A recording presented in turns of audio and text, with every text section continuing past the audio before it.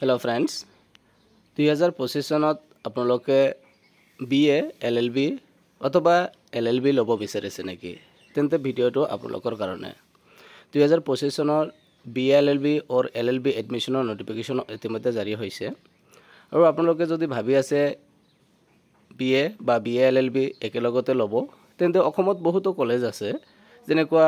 কোপৰো Dhubri Kokrajhar Nalbari Bongaigaon Jorhat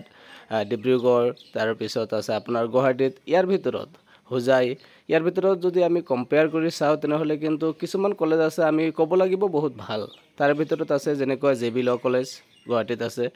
Ajmal law college যেটো হোজাইত আছে এনেকুৱা আৰু কিছুমান কলেজ আছে তে ইতিমধ্যে এটা নোটিফিকেশন প্ৰকাশ পাইছে এটো JB ল কলেজৰ পৰা আৰু ইয়াতে আমি ইয়াৰ এডমিশন প্ৰসেস কি এইখিনি আলোচনা কৰিম লগতে ইয়াৰ এন্ট্ৰেন্স টেষ্টৰ সিলেবাসটো কি হ'ব এটো আলোচনা কৰিম লগতে ইয়াৰ কোর্স ফি কিমান লাগিব টোটাল LLB ত কিমান লাগিব BLLB ত কিমান লাগিব LLM ত কিমান লাগিব গটেখিনি ইয়াত আমি আলোচনা কৰিম কম সময়ৰ ভিতৰত ইয়াত আপোনালোকে দেখা পাইছে এই নোটিফিকেশনটো আহিছে 16 of May 2025 to 5 years BA LLB course session 2025-26 notification number ইয়াত দিয়া আছে admission notice JB Law College RG Barua Guwahati ইয়াৰ পৰা মই প্ৰথমতে কৈছো JB Law Collegeৰ notification হয় আৰু বাকি বিলাকৰ যেতিয়া ওলাব আপোনালোকক জনাই দিম যাৰ কাৰণে আমাৰ চেনেলটো সাবস্ক্ৰাইব কৰি আমাৰ লগত থাকিব ইয়াত যিখিনি এলিজিবিলিটি দিয়া আছে এলিজিবিলিটি চাওক যে এ candidates appear for the entrance examination shall have to pass the higher secondary examination 10+2 or an equivalent examination secure an aggregate of not less than 45 marks for the total marks for general candidates and not less than 40% of the total marks for SC ST and OBC candidates আপনি 10+2 অর্থাৎ higher secondary pass কৰিব লাগিব আৰু যদি general হয় তেনেহলে at least 45% marks থাকিব লাগিব আৰু যদি SC ST OBC এনেকুৱা ক্যাটাগৰি হয় তেনেহলে at least 40% মাৰ্কস ইয়াত থাকিব লাগিব এতিয়া হো এডমিশন প্ৰসিডিউৰ কি আছে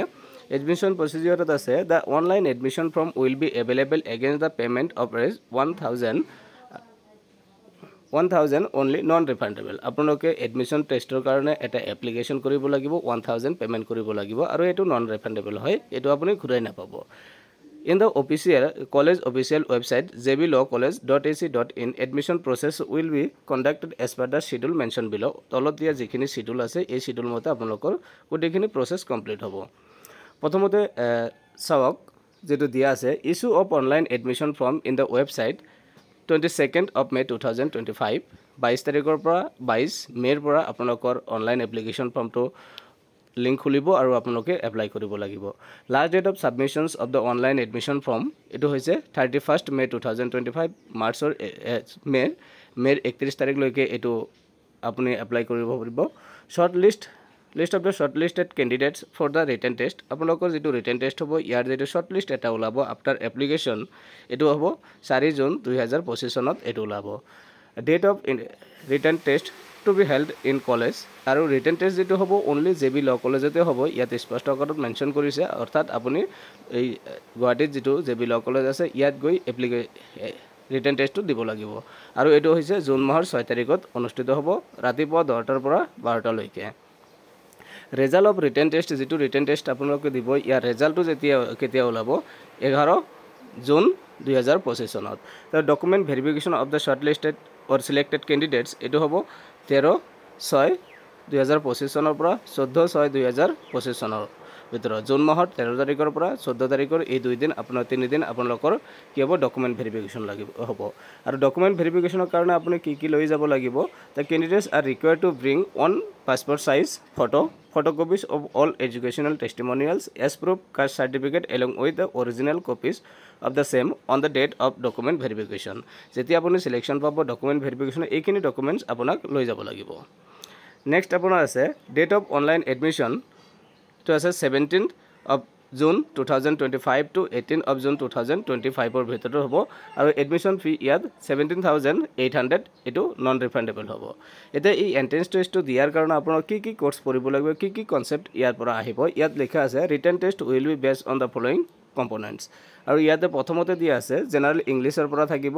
জেনাৰেল নলেজৰ পৰা থাকিব আৰু লিগ্যাল এপ্টিটিউডৰ পৰা থাকিব এতিয়া আহিছো যে এটো তো এডমিশন ফিস টোটাল কোর্স আপুনি LLB লক বা BLLB যিকোনো এটা বা LLM তিনিটা কোৰ্স ইয়াত লঞ্চ কৰিছে ইতিমধ্যে আৰু এই গোটেইখিনিৰে কোৰ্স টোটাল কোৰ্স আপুনি যে 2 বছৰ বা 3 বছৰ বা 5 বছৰ পঢ়িব টোটাল যি কোৰ্স হিচাপত টোটাল খৰচ কিমান হ'ব কলেজত এইটো আমি আহি আছো এতিয়া ইয়াত চাওক লিখা আছে জেবি ল কলেজ ফি স্ট্ৰাকচাৰ জেবি ল কলেজৰ যেটো ফি স্ট্ৰাকচাৰ ইয়াত দিয়া আছে যে জেবি ল কলেজ ফি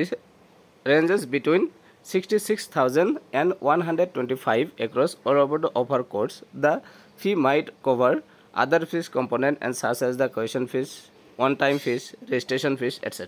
অৰ্থাৎ আপুনি এডমিশনৰ পৰা আৰম্ভ কৰি up to final exam or final pass out লৈকে যিমানখিনি কলেজৰ যিখিনি খৰচ আছে গোটেইখিনি মিলাই লৈ আপোনাৰ 66,000 ৰ পৰা 125 লাখ এটো হ'ব পাৰে 1.25 লাখ ইয়াত কোর্স ফিজ তো দিয়া আছে ইয়াত যদি আপুনি অনলি ওয়ান কোর্স এলএলবি যদি লয় অনলি অর্থাৎ গ্রাজুয়েশন করার পিছত যদি আপুনি এডমিশন লব বিচাৰে তেনেহলে ইয়াৰ কিন্তু ফিটো হ'ব 66k অৰ্থাৎ 66,000 নেক্সট যদি আপুনি এলএলএম ৰ কাৰণে এডমিশন লয় তেনেহলে 81k লাগিব আৰু যদি আপুনি আফটাৰ এইচএস ৰ পিছত যদি বিএ এলএলবি দুটা কোৰ্স অৰ্থাৎ 5 ইয়াৰ্সৰ কাৰণে যদি এই কোর্সটো লয় তেনেহলে কিন্তু ইয়াত 1.25 লাখ অর্থাৎ 1,25,000 টকা আপোনাৰ ইয়াত টোটাল কোৰ্স ফি লাগিব বিএ এলএলবিৰ কাৰণে ইয়াতে আছে the fees is of for the entire durations of the respective course আপোনাৰ এডমিশনৰ পৰা আৰম্ভ কৰি আপ টু ফাইনেল এক্সাম লৈকে কলেজৰ যিখিনি ফি এইখিনি কিন্তু ইয়াত স্ট্ৰাকচাৰটো দিয়া আছে অফিচিয়েল আৰু এইখিনি আছিল আপোনালোকৰ কাৰণে ইনফৰমেশন এতিয়া নেক্সট আৰু কোন কোন কলেজ ভাল আছে এই বিষয়ত নহলে নেক্সট কোন কোন কলেজত কেনেকুৱা ধৰণৰ এডমিশন প্ৰসেস হয় গোটেইখিনি নোটিফিকেশন পোৱাৰ লগে লগে আপোনালোকক জনাম আপোনালোকে কাইন্ডলি চেনেলটো সাবস্ক্ৰাইব কৰি আমাৰ লগত থাকিব ভিডিওটো সম্পূৰ্ণ চোৱাৰ কাৰণে ধন্যবাদ